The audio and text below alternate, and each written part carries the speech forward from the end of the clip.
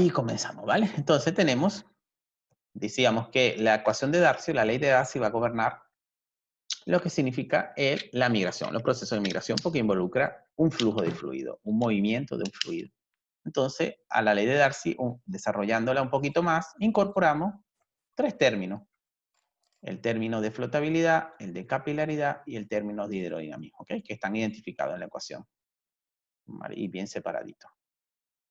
Y son las tres fuerzas que van a actuar para que haya migración de hidrocarburos. La flotabilidad, volvemos, ya la hemos discutido, es prácticamente la diferencia de densidad que existen entre dos fluidos en un mismo medio, y la fuerza de gravedad origina que haya una fuerza que se dispare con un movimiento vertical, digamos, un movimiento preferencial vertical. La fuerza de capilaridad, que va a estar asociada a la garganta o la geometría de los espacios porosos, en este caso gargantas de poro. ¿Ok? Y el hidrodinamismo, que es el que no hemos hablado, pero ustedes, si han visto hidrogeología o hidrometeorología, seguro han hablado un poco de esto, ¿no? El hidrodinamismo va a estar asociado a si hay presencia o si hay conectividad de las unidades estratigráficas, tienen conexión con un acuífero, ¿verdad? Que tiene carga superficial y que sea activo. ¿Ok? Es simplemente ese concepto. Si hay un acuífero activo y que esté actuando con las unidades estratigráficas involucradas en nuestro ecosistema petrolero, entonces ese acuífero también va a actuar sobre el proceso de migración, porque es una nueva fuerza que va a participar, ¿vale? En el estado de, en el proceso de migración. ¿Okay? Entonces el hidrodinamismo va a estar definido, en este caso, como un tercer término adicionado a la ecuación, a la ley de Darcy. ¿Ok? Entonces, de la migración tenemos prácticamente dos tipos de migración. La migración que llamamos primaria y la migración que llamamos secundaria. Son sencillas, ¿no? La primaria es el fracturamiento de la roca generadora por expansión volumétrica de fluido. Simplemente, como yo les decía, la roca generadora empieza a generar hidrocarburos. ¿Okay? Se empieza a transformar en la materia orgánica en querógeno. Y después el querógeno se empieza a transformar en hidrocarburos. ¿A qué temperatura, Alex, ocurre eso? El inicio. 60 a 120 grados Celsius. Vale, perfecto. Entonces, cuando empieza a ocurrir esa transformación de querógeno a hidrocarburo, la roca madre empieza a cargarse de hidrocarburo. ¿Okay? Empieza a saturarse en hidrocarburo. Va a llegar un momento que está tan saturada en hidrocarburo que esa misma presión interna de hidrocarburo, esa saturación interna, va a ocasionar que se generen pequeñas fracturas dentro de la roca madre. Y esas pequeñas fracturas, ¿vale? Generan conductos de permeabilidad dentro de la roca madre, que lo que hace es que el fluido, ¡pum!, escape de allí. Más nada, eso es todo. Esas fracturitas rompen, ¿vale? La presión capilar que tenía originalmente la roca madre, la rompen y hace que el fluido, entonces, la presión de empuje de ese hidrocarburo supere la presión interna capilar dentro de la roca madre y salga de allí. Al salir de allí, apenas salga de allí, hasta allí llega la migración primaria. ¿Ok? Enseguida él se pone en contacto, el hidrocarburo se pone en contacto con otra roca, con otra unidad estratigráfica que no es la roca madre, ya empieza la migración secundaria. Eso es todo. ¿Ok? La primaria, entonces, es el movimiento que tiene el fluido desde la roca madre hasta el límite externo de la roca madre. Cuando sale de allí, ya no se llama migración primaria, sino que se llama migración secundaria. Entonces, la migración secundaria, ¿por dónde va a pasar? Bueno, por fallas, dependiendo de la falla, por discordancia, y por unidades de rocas, yo agregaría aquí unidades de roca, ¿vale? Si la puede atravesar la unidad de roca verticalmente, lo va a hacer. Unidades de roca, ¿vale? ¿Ok? Entonces, volvemos a repetir aquí el mismo concepto, pero de manera visual. Tenemos una roca madre, goberna en este vector que está aquí de temperatura apropiada para generar hidrocarburos, es decir, en la cocina, y el pequeño movimiento que tiene el fluido, desde aquí, lo voy a dibujar en azul, hasta este punto, se llama migración primaria. ¿Vale? Una vez que empieza a salir de este punto, que lo voy a dibujar en rojo, afuera, entonces se llama secundaria. ¿Ok? Esos son los tipos de migración. ¿Cómo hacemos para estudiar la migración? ¿Cómo hacemos para predecir los caminos de migración?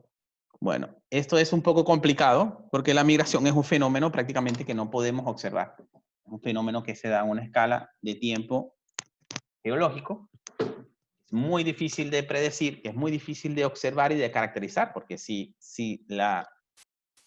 una roca yacimiento la podemos caracterizar, teniendo la incertidumbre que podamos tener, pero podemos agarrar una roca y caracterizarla, una roca madre, una roca sello. Pero una migración, ¿cómo la caracterizamos? ¿Cómo la estudiamos? ¿Cómo la predecimos si no podemos verla al momento que sucede? Entonces, lo que se hace son modelos numéricos, ¿ok? Modelos matemáticos. Entonces, fíjense en esta diagramita, nuevamente vuelve a salir. ¿Cómo se llama esto, Anderson? Este diagrama que está en pantalla. Diagrama de soterramiento. Correcto. Esto es un diagrama de soterramiento, ¿vale? Tal cual. Un diagrama de soterramiento hecho en una plataforma informática muy bonita que genera unos productos muy bonitos. Y fíjense, ahí ustedes identifican las diferentes unidades estratigráficas. Aquí está la columna estratigráfica a mano derecha. Y en el mismo diagrama aparecen la evolución de esas unidades en el tiempo, ¿ok? Cómo han ido evolucionando. ¿Ok? Y ahora aparecen, se ve claramente, bueno, hay un poquito de problema con los números, pero sí se ve que hay unas lineecitas que estoy pasando ahora en verde. Y aquí dice 60 grados. ¿Ok? Esas son las curvas de temperatura. Aquí dice 70 grados. Si nosotros podemos saber a qué profundidad se alcanzaba la temperatura de 60 grados en el Cretácico medio, a esta profundidad. ¿Vale? ¿O dónde se alcanzaba la de 70? Bueno, a esta profundidad que está aquí. ¿Vale? Entonces, lo que nos interesa a nosotros es el inicio de la ventana de hidrocarburos. Bueno, ya sabemos que es la de 60 grados. Si tenemos una potencial roca madre, vamos a hacer el ejercicio completo, supongamos que sea esta unidad que está aquí, en amarillo, sea la potencial roca madre, entonces cuando esta pase por la barrera de 60, es decir, aquí en este punto, nos subimos al eje del tiempo y sabemos exactamente a qué edad empezó a generarse hidrocarburos. ¿Ok? Y si lo hacemos, en el caso, vamos a terminar de dibujarlo, aquí hay 120, ¿vale? Podríamos decir entonces que nuestra roca madre, que vuelvo a dibujar en rojo, entró más o menos en el Cretácico medio tardío y después que entró, repentinamente no logró seguir la unidad, no sé si es esta que está aquí, pareciera que volvió a salir o no sé si es esta que está aquí, supongamos que es esta, se quedó allí y ha estado generando hidrocarburos hasta hoy en día porque no ha salido. Vale. Pero bueno, al punto que iba, este es un modelado 1D, es una gráfica de soterramiento, un diagrama de soterramiento, y que representa la evolución, voy a borrar, que representa la evolución sedimentaria de un punto, por eso se llama 1D, un punto solamente en la cuenca. Si hacemos un cubito para representar una visión 3D, este panel que está aquí representa solamente un punto modelado en cualquier posición de mi cuenca, supongamos que aquí. ¿Ok? Les pregunto yo, con un punto modelado en nuestra cuenca, ¿podemos predecir la migración de hidrocarburos? ¿Podemos analizarla?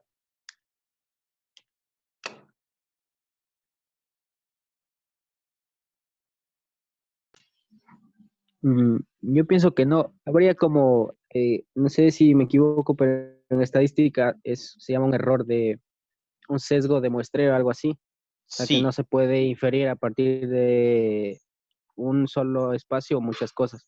correcto. Y además tenemos el problema de que la migración probablemente no vaya a ocurrir, ¿vale? En este solo punto, ¿vale? sino que la migración es un proceso que ocurre con movimientos de fluido de forma lateral y movimientos vertical. Pero si lo hacemos en un 2D y pretendemos estudiar todo, es como si la migración ocurre solamente en la línea del pozo, en la línea que nosotros modelamos. Cosa que podría ser, pero probablemente no ocurra, ¿vale? Entonces, ¿qué es lo que se hace? Varios puntos 1D. ¿Vale? Al final hacemos varios puntos 1D. ¿Y qué tenemos? Vamos a tener la unión de todos esos puntos. ¿Vale? Va a ser ¿qué? En términos de dimensiones, ¿qué va a ser esto? En vez de ser 1D, si hacemos el mismo modelo, pero en varios puntos, vamos a construir un 2D. Un plano. O un plano. Vamos a construir un 2D.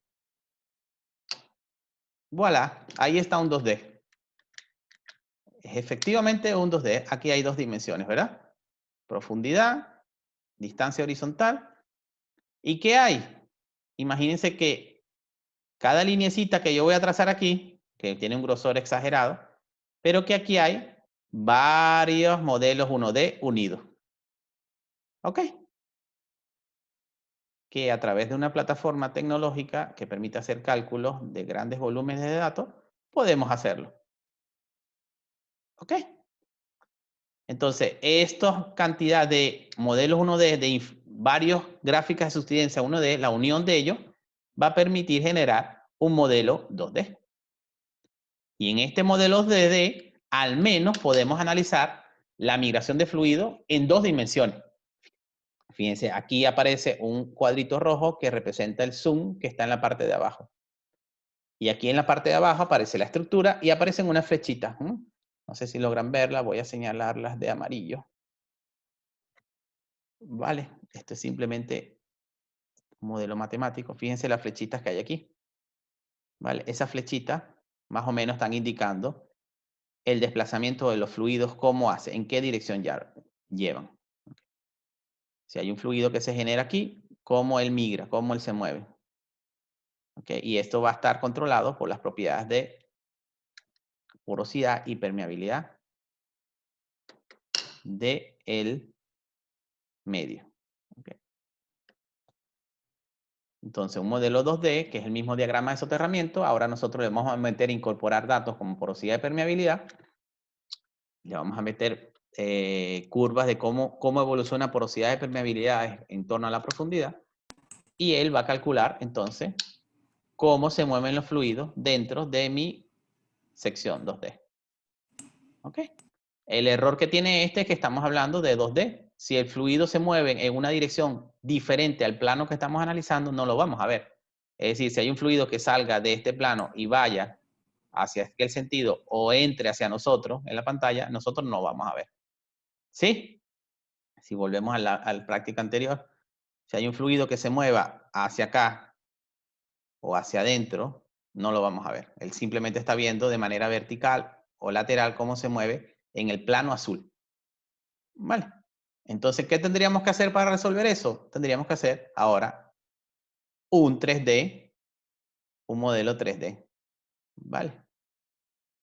Un diagrama de soterramiento 3D. Un diagrama de soterramiento 3D, no, un modelado numérico 3D con infinitos diagramas de soterramiento 1D.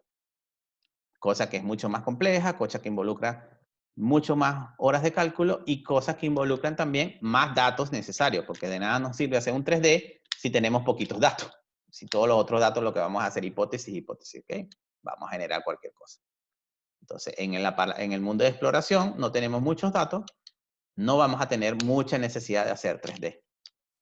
¿Vale? Pero por lo menos los ingenieros de yacimiento, los ingenieros de petróleo, que ellos sí necesitan saber cómo se mueve el fluido una vez que perforan un pozo, una vez que van extrayendo hidrocarburos, necesitan saber cómo se están moviendo los fluidos para poder hacer la optimización o la recuperación máxima de los fluidos del subsuelo. Entonces, ellos hacen modelados 3D y hacen lo que se llama simulación de yacimiento. ¿Vale? Pero para eso necesitan, vuelvo y repito, una gran cantidad de datos y necesitan unos cuantos años recopilando datos del yacimiento. ¿Okay? Cosas que en la exploración no se tienen. ¿Okay? Bien, entonces tenemos ya una aplicación de lo que es el modelo 1D, 2D. Ya ahora, no sé por qué en mi página aparecen unas líneas amarillas. Bueno. Vamos ahora a lo que sería... Uy. Vamos a esta laminita que es bastante interesante de analizar, ¿vale? Y que es sencilla y que nos da información muy interesante, ¿no? Fíjense, ¿qué es lo que queremos decir? Queremos comparar aquí. Tenemos comparación de etapas de generación de hidrocarburos, lo que hablábamos, etapa madura, etapa avanzada, etapa sobremadura, versus yacimiento de hidrocarburos. ¿Ok? ¿Cómo se mueven los fluidos referente a la etapa de generación? Entonces tenemos una estructura sencilla compuesta por diferentes anticlinales y sinclinales, ¿okay? Que cada vez son más someros. ¿Okay? Fíjense, hablamos aquí de profundidad. Siempre la flecha señalando hacia donde hay más profundidad y aquí señalando, si queremos decir, superficie. Entonces tenemos una serie de anticlinales y sinclinales que cada vez tienen su tope estructural más somero. ¿Qué quiere decir? Que si hay un fluido que entra dentro de la capa amarilla, que es una roca yacimiento que está presente en toda la estructura, el fluido va a tender a buscar menor estado de presión, ¿okay? Para poder quedarse, ¿vale? En ese sitio. Arriba, dibujado en negro, imagínense que es una roca sello. Aquí hay sello. Entonces el fluido no puede escapar verticalmente. Llega a nuestro yacimiento y una vez que llega al yacimiento simplemente viaja dentro del yacimiento, ¿okay? Esa es la condición que estamos describiendo. Entonces, en una etapa tenemos una roca tipo 2 que es propensa a generar hidrocarburo líquido y algo de gas. Entonces, en una etapa de generación madura, tenemos generación de, efectivamente, algo de gas y algo de crudo. ¿Cómo se va a posicionar eso? Bueno, imagínense, voy a generar un crudo que se me va a posicionar en esta trampa y a medida que vaya rellenando el espacio disponible en la trampa, él va a crecer verticalmente. Y va a alcanzar un punto que se conoce con el nombre de spill point, que es simplemente el punto de desborde. El punto de desborde quiere decir que las condiciones de presión, aquí en el extremo de este punto, prácticamente son iguales a las condiciones de presión aquí. ¿Vale? Entonces el hidrocarburo simplemente hace este recorrido. De aquí se desborda y pasa hacia la otra trampa. Y aquí ocurre lo mismo. Rellena y cuando alcanza el spill point, va a la otra trampa. ¿Ok? Entonces prácticamente tenemos un hidrocarburo, unas trampas que se rellenan. Creo que dejé de compartir mi pantalla, ¿verdad? Cierto. Ahora sí.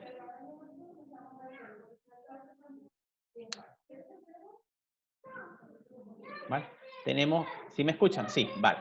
Entonces tenemos un hidrocarburo que se está rellenando la primera trampa, que es más profunda, y a medida que alcanza el spill point, el hidrocarburo que escapa genera la otra trampa más somera y a la vez a la otra más somera. Entonces, ¿qué sucede? Que a medida que avanza la etapa de generación de crudo y pasamos de una etapa temprana de generación de crudo a una etapa tardía, entonces los productos que se generen de nuestra roca madre van a cambiar. Vamos a pasar de generar hidrocarburo líquido a generar hidrocarburo gaseoso. Entonces, fíjense que lo que pasa en la segunda parte, empieza a llegar el gas generado en la etapa tardía y ese gas, ¿qué va a hacer el gas? Va a tener menor densidad que el crudo que estaba allí y va a posicionarse en la parte de arriba de los dos yacimientos y va a desplazar por ende el hidrocarburo líquido. Fíjense, el hidrocarburo líquido va a salir desplazado y se va a posicionar aquí. A medida que más gas se genere, mismo el gas puede escapar y ocupar la posición más hacia el tope, ¿vale? A la posición menos alta. El hidrocarburo líquido va a ser cada vez desplazado más hacia abajo y va a tender a fugarse o a buscar la estructura más somera. ¿Ok? Entonces, ¿para qué este concepto, para qué este ejemplo nos sirve? Fíjense, si ustedes están en un mundo o en una empresa petrolera y quieren explorar, quieren buscar hidrocarburos, ¿Vale? Su negocio es buscar hidrocarburos. Y ustedes saben que están ante la presencia de una roca de querógeno, una roca madre con querógeno tipo 2, que estuvo en ventana tardía. ¿Dónde ustedes perforarían los pozos para buscar crudo? ¿En la parte más profunda de una estructura conectada, tipo anticlinal, o en la parte más somera? La parte más somera. Correcto. Vale, si quisieran buscar gas, entonces perforarían en la parte más profunda. ¿Ok? Es un concepto sencillo, es un diagrama sencillo, ¿vale? Que simplemente el integrar conocimiento de lo que son tipos de querógeno, ventanas de generación, tipos de productos que se generan, nos permite, ¿vale? Identificar dónde deberíamos de conducir las perforaciones de los pozos, ¿vale? Porque si ustedes entienden todo esto y de repente tienen una estructura como la que hemos señalado, ¿vale? Y le dicen a su gerente, vamos a perforar aquí para buscar crudo, cuando encuentren el gas, seguro que lo van a botar a usted, ¿ah? Lo van a desvincular rapidito. ¿Ok? Entonces, tenemos que estar pendientes con conceptos como este, que son sencillos y que lo que tenemos que integrar datos. Bien. Pasamos a la siguiente lámina. La siguiente lámina al fin nos habla de esto, ¿ok?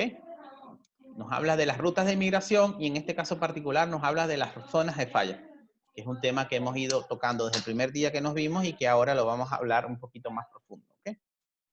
Entonces, yo les hablo muchas veces que una zona de falla no necesariamente es un conducto de permeabilidad por sí solo, ¿ok? Va a depender del tipo de material que esté en la zona de falla y que va a depender del tipo de material que rodea la zona de falla. En este caso, fíjense, a mano derecha vemos el ejemplo de una geometría de falla, que estoy dibujando en rojo, ¿ok? Y en esa geometría de falla, la zona del medio de esa falla la vamos a llamar la zona de falla. ¿Ok? La zona de la falla. En la misma zona de falla vemos que van a originarse diferentes tipos de material. Va a depender de la cinemática de la falla, de los materiales que estén a lo largo de la falla, inclusive de los fluidos que estén por allí presentes. Pero lo que quiero resaltar es que, fíjense, el material que se genera aquí es diferente al material que se genera aquí, es diferente al material que se genera aquí, y es diferente al material que se genera aquí. Los procesos inclusive que se generan son diferentes. Vale. Vuelvo y repito, esta no es la misma falla, simplemente la están dibujando como una sola, pero hay variabilidad en la composición de los materiales y variabilidad en el tipo de fluidos que hay en los materiales también. Aquí, por lo menos en el último caso, hay solución y cementación, ¿vale? Entonces, ¿qué hay aquí? No hay casi espacios en negro. Los espacios en negro son las porosidades. Entonces, aquí la permeabilidad, en este caso, es nula. No hay permeabilidad. Aquí es una zona de falla con propiedades de sello. Camino a casa. ¿Vale? En este caso, fíjense que es el otro caso extremo, que es el que vamos a analizar. Hay más punticos negros porque aquí hay disgregación del material, hay fracturamiento del material dentro de la falla, no hay reprecipitación del material, no hay fluidos que permitieron recristalización de algo, ni hay filosilicato, o sea, no hay micas, no hay granos dúctiles, no hay deformación de granos dúctiles, sino que hay más creación de porosidad. En este caso, la permeabilidad tiende a ser más alta, es buena, y entonces es un conducto de permeabilidad, más bien. ¿Ok? Entonces, la zona de falla, ¿vale? Puede ser efectivamente de alto fracturamiento y por consiguiente alta permeabilidad, por lo que esta zona puede actuar como conducto favorable de la migración. Sin embargo, en otras oportunidades, la zona de falla está constituida por materiales impermeables. En este caso, desfavorece la migración. ¿Ok? Entonces, si yo les pregunto a ustedes, si yo les hiciera la pregunta y les dije, las fallas siempre favorecen a la migración de hidrocarburos, ustedes deberían de saber la respuesta, deberían de decir que no siempre la favorecen, va a depender de la litología en torno a la falla, va a depender de la cinemática de la falla, va a depender de los fluidos y los procesos que ocurren a lo largo de la zona de la falla. ¿Ok? Las otras rutas de migración por excelencia en este caso son las llamadas discordancias. Al igual que la falla ocurre lo mismo, ¿ok? Las discordancias son una superficie, que siempre la dibujamos con este grafiquito. Yo la estoy dibujando con un grafiquito aquí, pero son, digamos, superficies que ocurren, si dibujamos unas rocas inclinadas y unas rocas horizontales, vamos a dibujar que la discordancia está en este sector, ¿ok? Es una superficie que separa, en este caso una discordancia angular, que separa dos unidades de roca con diferentes inclinaciones. Entonces, la discordancia por sí sola no es un sitio que permita la migración de hidrocarburos o no. La discordancia es una superficie.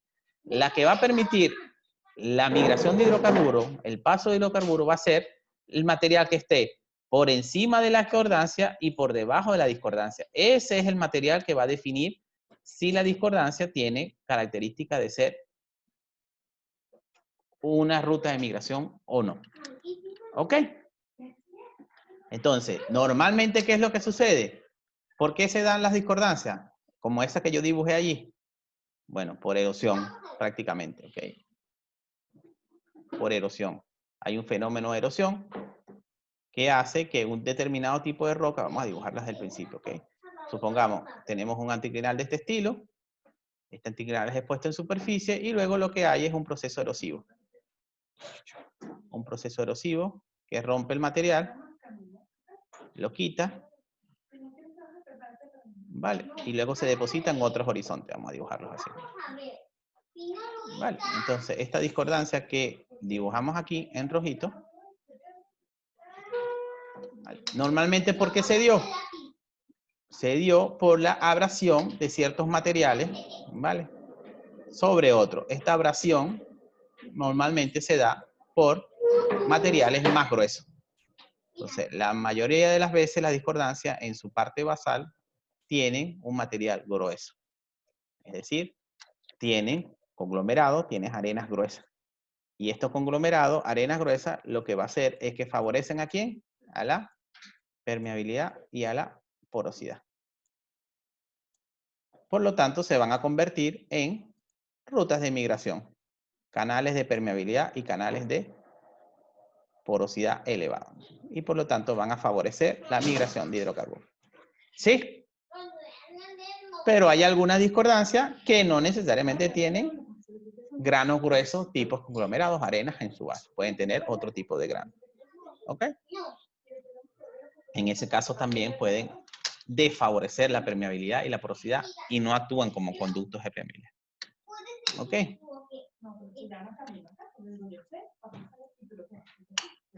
Bien. Ya entramos en las últimas 3 láminas, creo que nos quedan, ¿ok? O 2, 3. Entonces tenemos otra definición importante y es simplemente descriptiva nuevamente. ¿Cómo ocurre el movimiento de los fluidos? Ocurre de manera vertical, como el que vemos más o menos aquí. Es decir, cuando los fluidos, cuando migran, atraviesan perpendicularmente a las unidades estratigráficas. Eso se llama drenaje vertical.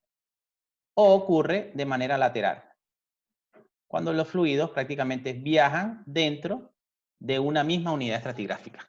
¿Ok? Ese se llama drenaje lateral. Simplemente es descriptivo.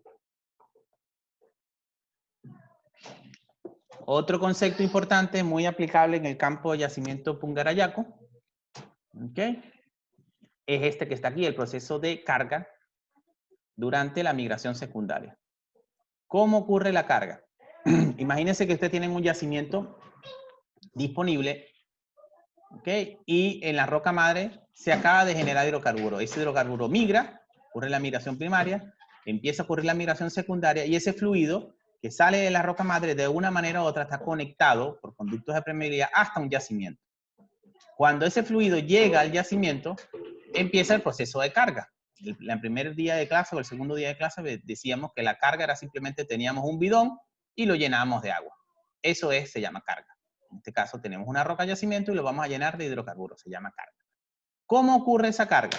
Bueno, esa carga se llena de una vez todos los conductos del yacimiento. No, esa carga va a ocurrir así como hasta aquí. ¿Ves? Fíjense que hay unas pequeñas lineecitas negras.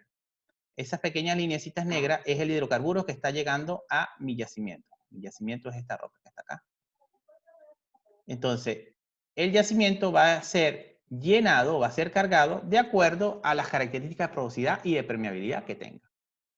Por supuesto, los primeros espacios que se van a ocupar son los que tienen mayor porosidad y menor permeabilidad. O sea, si tenemos bastante carga, o sea, bastante volumen de hidrocarburos, cada vez vamos a ir rellenando más espacio. ¿Vale? Fíjense que aquí ya está casi relleno todo mi roca yacimiento. Y aquí es la carga final. Lo importante para mí de decirles que fíjense en la carga final tenemos un volumen casi que saturado, pero hay pequeños cuerpos que no tienen saturación de hidrocarburos, quedan vacíos. ¿Por qué? Porque la porosidad y la permeabilidad allí son relativamente bajos, son muy bajos, que no permiten que se carguen. Esto sucede en el yacimiento Pungarayaco, señores. Cuando ustedes ven arenas del yacimiento Pungarayaco, ven una arena que tiene, supongamos que esta es la arena que ustedes están viendo en una muestra de mano, ven arenas que ven de color negro y a veces ven una linecita de color blanco. Donde esa linecita de color blanco ven los cristales de cuarzo, pero no ven el fluido, no ven hidrocarburo, precisamente porque no tiene hidrocarburo. No se pudo cargar hidrocarburo ahí porque la permeabilidad y porosidad son muy bajas. ¿Vale? Y todo lo demás de esa arena tiene hidrocarburo. ¿Ok? No sé si ustedes han visto alguna muestra de estas del yacimiento de Pungarayaco, de la formación Hollín. Se ve muy bonito ese fenómeno, ¿ok? Este fenómeno que se establece en esta lámina. Bueno, ya para finalizar, el último concepto bastante importante para nosotros, que lo vamos a definir aquí, y lo vamos a hablar de lo que es migración versus acumulación de hidrocarburos. Fíjense este ejercicio que está aquí. Este ejercicio simplemente nos dice que hay un volumen de hidrocarburo, que estoy dibujando en verde, un volumen de hidrocarburo que se genera a partir de la roca madre. Es todo esto, representado por este vector que está aquí. Todo esto que está aquí es un volumen de hidrocarburo. De ese volumen de hidrocarburo, hay cierto del, que estoy dibujando con esta flechita roja, cierto ese volumen de hidrocarburo que se pierde en la migración primaria. Es decir, se queda dentro de la roca madre. Es decir, ¿cómo se llama esto? S1.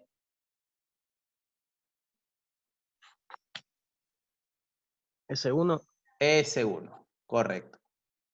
Hay cierto volumen que se queda allí, no puede salir. Hay cierto volumen de él, que voy a dibujar aquí ahora, con este rectangulito rojo, que escapa a superficie. ¿Vale? Se pierde porque no hay una trampa disponible, sino que la roca madre tiene una conexión directa con superficie, se escapó a superficie. Hay mucho volumen, mayor del 50%, que se pierde por migración secundaria. Es decir, a medida que el hidrocarburo avanza y va desde la roca madre hasta el yacimiento, él va generando unas impregnaciones en su recorrido, va manchando todo lo que toque y va dejando allí rastros de su paso. ¿Sí? Ese se llama pérdida por migración secundaria. ¿Ok? No se acumula, pero si dejas allí como si estuviéramos pasando con nuestra mano llena de pintura por una pared. Él va pintando todo por donde pase. ¿Okay? Eso es un gran volumen que se pierde de esta manera. Mayor al 50% se pierde por migración secundaria. Y hay otro volumen que se pierde porque son acumulaciones no comerciales. ¿Qué significa? Que explotarla no resulta económicamente rentable. ¿Ok? Entonces, de todo esto nos queda un poquito, que es menor al 10% de nuestro volumen original, que se generó en nuestra roca madre, que son las acumulaciones realmente económicamente rentables y que se explotan y que soportan todo el negocio de hidrocarburos.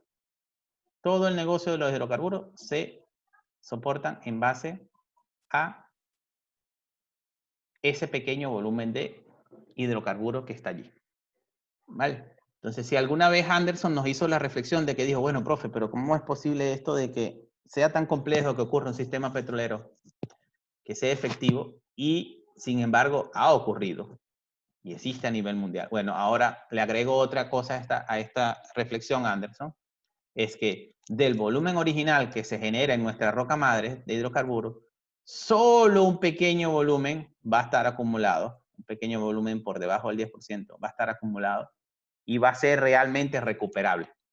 Y sin embargo, ese pequeño volumen da cabida a que exista el negocio de los hidrocarburos.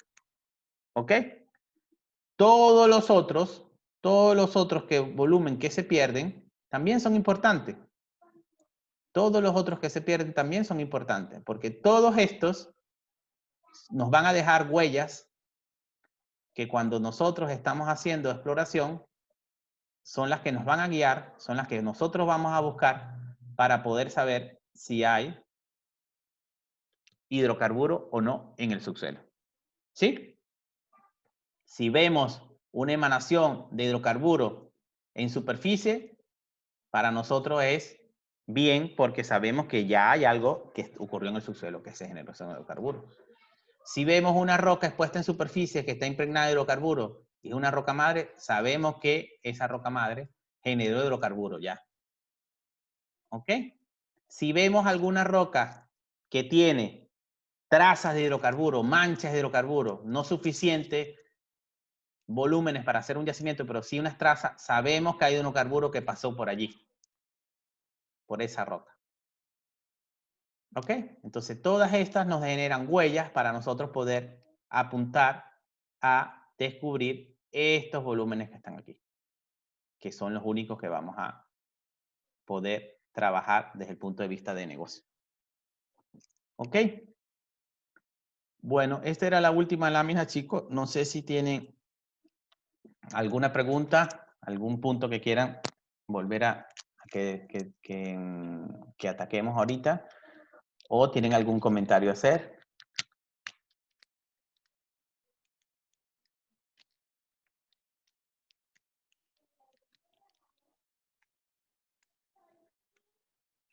Bueno, de mi parte, no, profe, sí está claro, la verdad.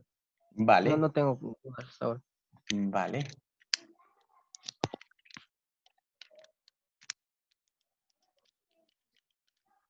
Anderson, Bruce, ¿tienen alguna pregunta, alguna duda? Como siempre, ahora es tema de que ustedes lean un poco.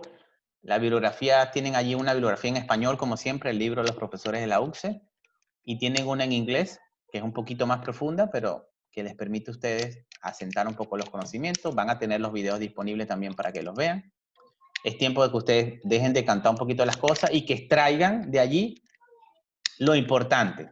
Vale, ese trabajo es un trabajo que hacen ustedes. ¿Okay? Ustedes traigan lo importante y empiecen a correlacionar conceptos. ¿Ok? Ninguna pregunta, profe. Vale.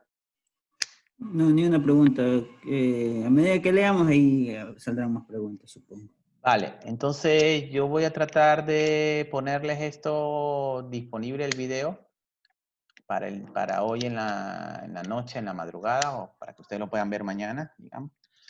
Y el material, la bibliografía ya está disponible en el aula virtual, igual que la presentación. Solamente les hablo de poner la videoconferencia, ¿ok? Y el resaltado, por supuesto. Nos quedaría entonces, no sé si ustedes mañana van a querer que hagamos una tutoría. A mí me gustaría que en esa tutoría vayan ustedes con preguntas en específico. Ustedes tienen que hacer un trabajo de lectura, de comprensión, y vayan de una vez y me pregunten, profe, no entiendo esta parte, volvamos a hablar de este punto aquí específico, ¿vale? Porque son 5 unidades. Y entonces, si cada uno de ustedes puede detectar aquellas debilidades, aquellas cosas que necesitamos fortalecer, mucho más provechoso. De todas maneras, yo mañana les hago las preguntas, a ver si van a querer la tutoría en la tarde. Y hacemos como la vez pasada, ¿vale? Todo lo coordinamos durante el día de mañana. ¿Ok? Bueno, chicos, entonces ya se me va a cortar, me despido. Cuídense mucho y nos vemos mañana o el miércoles, ¿vale? Vale. Hasta luego, profe. Hasta luego.